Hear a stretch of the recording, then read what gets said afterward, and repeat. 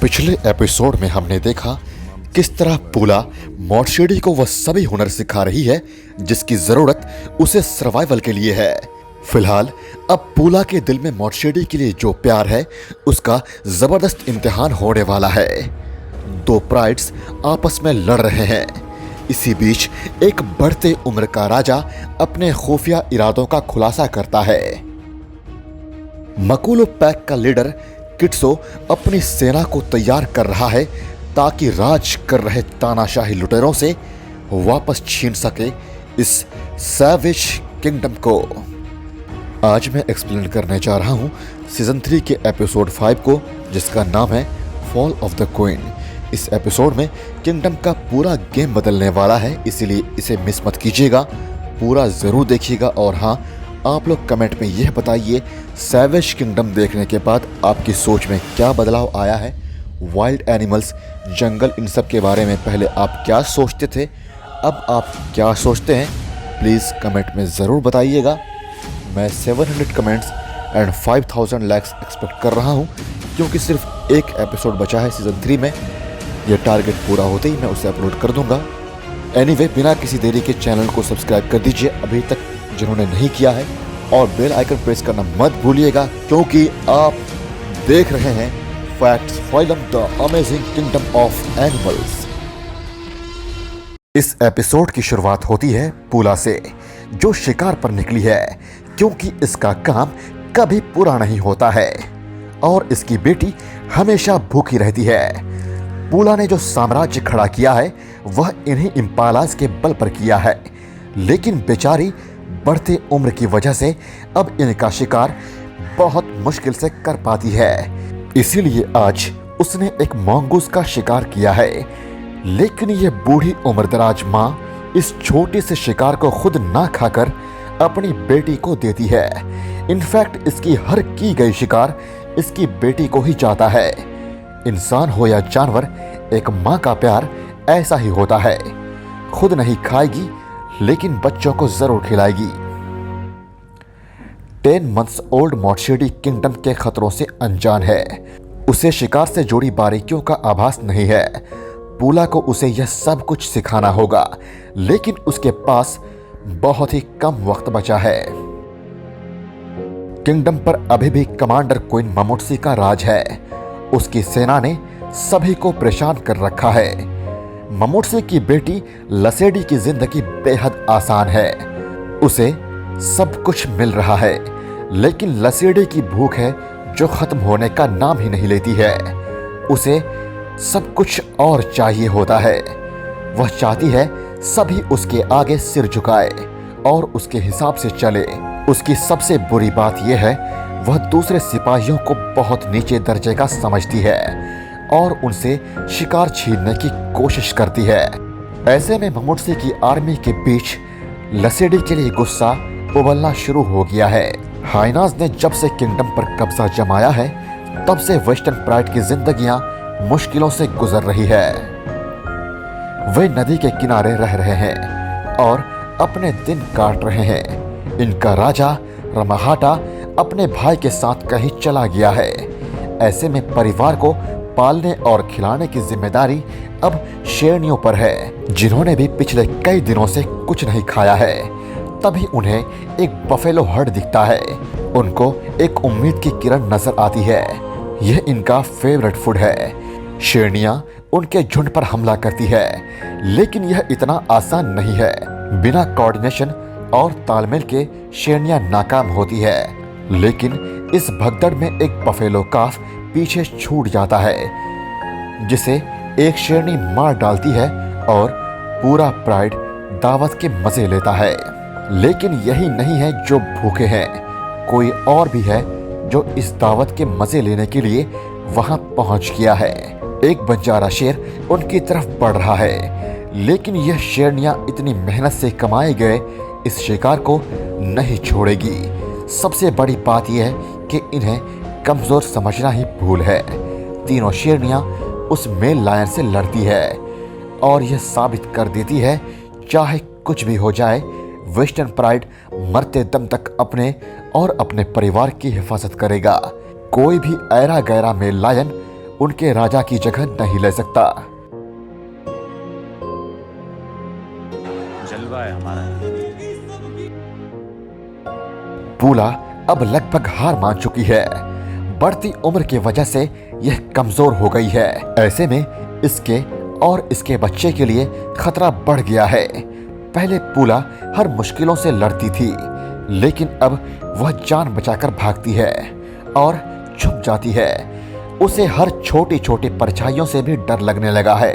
अपनी बेटी की देखभाल कर पाना तो दूर की बात, पूला के लिए खुद की देखभाल कर पाना ही मुश्किल हो रहा है। पूला के सामने बहुत बड़ी चुनौती है। उसे जिंदगी का सबसे बड़ा फैसला लेना है।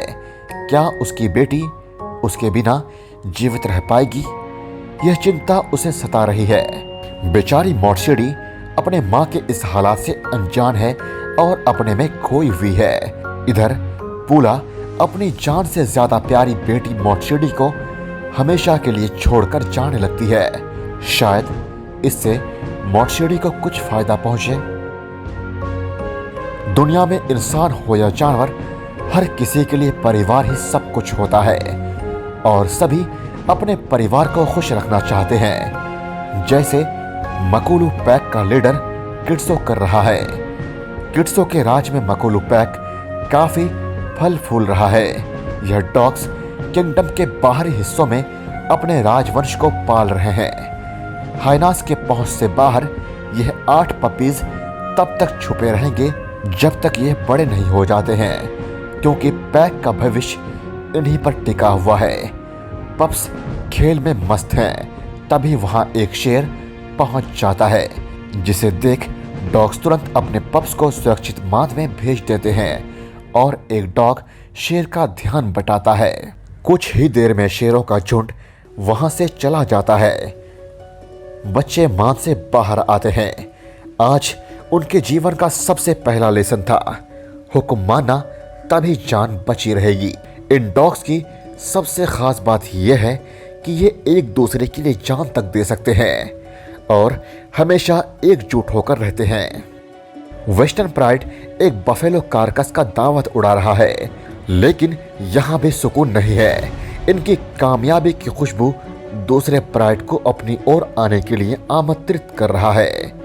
यह प्राइड कोई और नहीं बल्कि मटाटा प्राइड है, जिसकी लीडर है इनका कट्टर दुश्मन सेगा। दुश्मन प्राइड का मुकाबला करने के लिए वेस्टर्न प्राइड की शेरनियां तैयार है। चाहे कुछ भी हो जाए, उन्हें इनसे कुछ भी छीनने नहीं देंगे। लेकिन सेगा भी कम नहीं है, वह भी मुकाबला के लिए तैयार है। तभी कहीं से वहां पहुंच जाता है रमघाटा, वेस्टर्न प्राइड का राजा। लेकिन यह क्या, यह तो दुश्मन प्राइड के साथ मिला हुआ है। अब मामला साफ था। रमघाटा का बार बार वेस्टर्न प्राइड को छोड़कर जाने के पीछे की असली सच्चाई सबको मालूम चल चुका था। एक्चुअली वह दोनों प्राइड को लीड कर रहा है और वह चाहता है दोनों प्राइड आपस में मिल जाए ताकि किंगडम के सबसे बड़े प्राइड का निर्माण कर सके। सेगा अपने बच्चों को चल रहे दावत में शामिल होने के लिए कहती है, लेकिन यह इतना आसान नहीं है। दो प्राइड का आपस में मिलना लगभग नामुमकिन है, लेकिन किंग रमघाटा की मौजूदगी में सब मुमकिन है। वह सबको लिमिट में रखता है। राइवल प्राइड को हर हाल में वेस्टर्न प्राइड के साथ एडजस्ट करना होगा और जो कुछ भी खाने को है उसी से काम चलाना होगा। लेकिन सेगा रमघाटा के राज से परेशान हो चुकी है। बेचारी मॉर्शिडी इस बात से बेखबर है कि उसकी माँ उसे छोड़कर जा चुकी है। वह अभी भी इसी इंतजार में है कि कहीं से उसकी माँ उसके लिए शिकार लेकर आ रही होगी। आखिरकार भूख से तंग आके मॉर्शिडी खुद शिकार पर निकलती है। उसे सामने हिरन दिखता है, लेकिन उसे समझ नहीं आ रहा है कि शुरुआत कैसे किया जाए। तभी उसे मोंगूस नजर आता है। वह उसे आसान शिकार लगता है। यही सोचकर मॉर्शिडी उसके पीछे जाती है, लेकिन नाकाम होती है। आज सब कुछ उसके पहुंच से बाहर नजर आ रहा है। उसे समझ आ गया है इस दुनिया में सरवाइव करना कितना मुश्किल है। वह एक पेड़ पर चढ़ती है बर्ड्स को पकड़ने के लिए, लेकिन वहां भी नाकामी हाथ लगती है। बेचारी मॉर्चिडी इस बड़े और बेरहम दुनिया में बिल्कुल अकेला महसूस कर रही है। उसके बचपन के दिन अब जा चुके हैं। इधर किट्सो अपने पैक के साथ एक विल्ड बीस्ट के शिकार के लिए निकला है। वह इस बड़े शिकार से जुड़े खतरों से वाकिफ है, फिर भी शिकार कर ही लेता है और उसे जिंदा ही खाने लगता है। लेकिन तभी वहां ममोट्सी की लुटेरी फौज पहुंच जाती है और मकुलू पैक से किए गए शिकार को छीन लेते हैं। लेकिन किट्सो उन्हें ऐसा करने देता है क्योंकि यह एक आजमाइश थी हाइनास के चाल को समझने की, ताकि बड़े हो रहे बच्चों को सिखा सके और अपनी बड़ी तादाद की मदद से हाइनास से इस किंगडम को छीन सके। किट्सो इनकी ट्रेनिंग तेज कर देता है। जल्द ही यह 25 डॉग्स की सेना एक बड़े जंग में हिस्सा लेंगे और तानाशाही हाइनास के इस साम्राज्य को खत्म कर देंगे। ममोट्सी हाइना क्लैन की कमांडर बहुत लालची और सेल्फिश है। वह चुपके से सभी के नजरों से बचाकर इस ज़ेब्रा कार्कस को पानी में ले जाकर छुपा देती है, ताकि बाद में मौका मिलने पर अकेले ही दावत के मजे ले सके। लेकिन वहां उसकी बेटी लसेडी आ जाती है। वह समझ जाती है उसकी माँ ने उससे कुछ छिपाया है। उसकी बढ़ती क्यूरियोसिटी से झुंड में अराजकता का माहौल बन जाता है। जल्द ही ममोट्सी का राज खुल जाता है। लसेडी सबसे छीन कर शिकार को ले जाने लगती है। वह अपने से ऊपर किसी को नहीं समझती है, इनफैक्ट अपनी माँ को भी नहीं। उसकी यह बदतमीजी बहुत भारी पड़ने वाली है। ममोट्सी समझ चुकी है झुंड में गुस्सा उबल रहा है और नाराजगी सबके चेहरे पर नजर आ रही है, और यही तो शुरुआत होती है किसी भी सेना के डाउनफॉल का। रमोगाटा के कोशिश के बावजूद भी मटाटा प्राइड वेस्टर्न प्राइड से नहीं मिला। उन्होंने अलग रास्ता अपना लिया। अब वे अपने खुद के बल पर ही गुजर बसर करेंगे। सेखा एक काबिल रानी है और शुरुआत से ही उसने किंगडम के उस हिस्से को अपने टेरिटरी बनाई है जहां कोई और ना हो, साथ ही शिकार भी मौजूद हो। रमोगाटा सेगा के इसी हुनर पर फिदा है और वह चाहता है उसके वारिस भी ठीक सेगा जैसे ही बोल्ड और ताकतवर बने। लेकिन सेगा की भी शर्तें हैं। वह रमोगाटा को किसी और के साथ शेयर नहीं करेगी। वह सेगा को मनाने के लिए उसके पास जाता है और एक अच्छे प्यार करने वाले पिता बनने की कोशिश भी करता है। सेगा फिलहाल अपने बच्चों की सुरक्षा को मद्देनजर रखते हुए रमोगाटा की मौजूदगी को बर्दाश्त कर रही है। मकुलू पैक तैयार है जंग के लिए। किट्सो की सेना बेताब है खुद को साबित करने के लिए। तभी वहां एक अकेला हाइना पहुंच जाता है। यंग शिकारी इसी इंतजार में तो थे। वे उसे घेर लेते हैं और अब यह अपने सीखे गए हुनर को अमल में लाएंगे। यह इसे इसकी असली औकात बताएंगे।